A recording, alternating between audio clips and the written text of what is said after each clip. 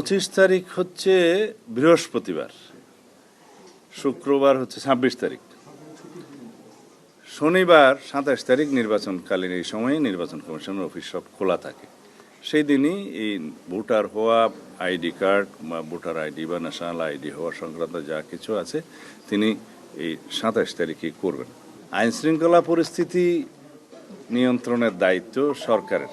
নির্বাচন চলাকালীন সময়ে নির্বাচন কমিশন যেভাবে চাইবেন সেভাবে কর্মকর্তাদের নিয়োগ বদলি এই সমস্ত হয়। আর কিছু কিছু বিধান আছে প্রশাসনিক কাজে, তাদের এখতিয়ার থাকে, কিন্তু প্রাইমারিলি সব কিছু সরকারের দায়িত্ব। এই ক্ষেত্রে আমরা নির্বাচনী পরিবেশ সুষ্ঠু থাকুক কামনা করি, আশা করি। সরকারকে আমরা আহ্বান জানিয়েছি এবং জনগণও চায় এবার উৎসবমুখর পরিবেশে স্বাধীনভাবে মুক্তভাবে ভোট দিবেন।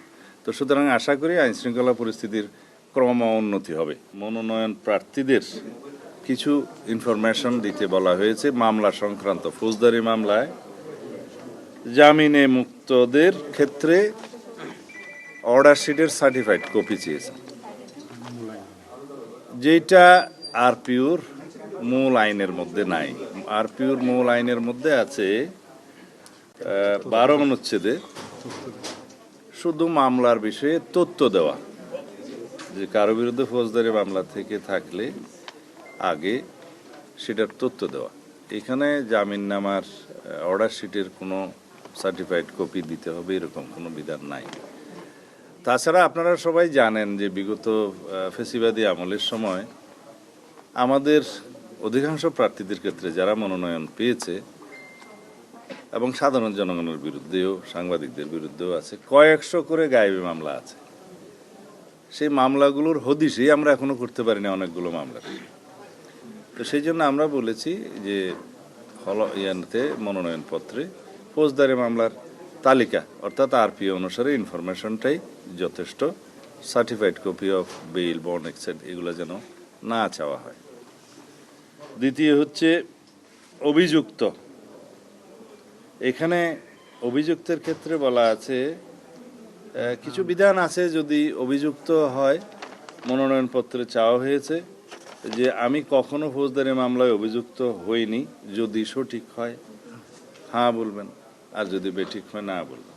তো যেখানে আমরা তথ্য দিচ্ছি মামলার, সেই সমস্ত মামলায় অভিযুক্ত যদি শব্দটা প্রযোজ্য হয়, তাহলে সেই অভিযুক্ত শব্দটা আইনের ভাষায় হচ্ছে framing of the charge by the court.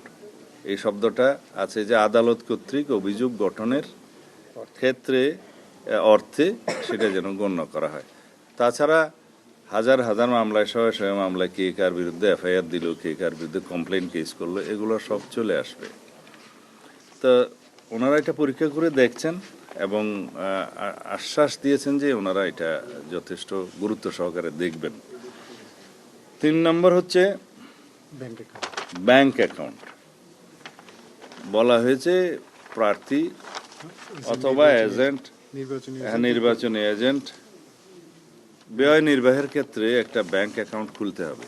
তো বলা হয়েছে, প্রথমে বলা হচ্ছে যে প্রত্যেক নির্বাচনী এজেন্ট বা যে ক্ষেত্রে নির্বাচনী এজেন্ট নেই সেই ক্ষেত্রে প্রতিদ্বন্দ্বী প্রার্থী।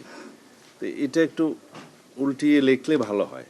সেটা আমরা বলেছি যে প্রথমে একজন প্রার্থী নির্বাচনী চিফ এজেন্ট অথবা এজেন্ট নিয়োগের বিষয়টি আসবে যখন মার্কাটা দেয়া হবে, সেটা জানুয়ারির 20 তারিখ 21 তারিখের দিকে আসবে।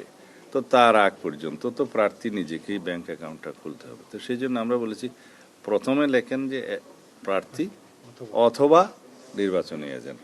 তো এটা খুবই সিম্পল কারেকশন, এটা ওনারা করবেন বলে আশ্বাস দিয়েছেন।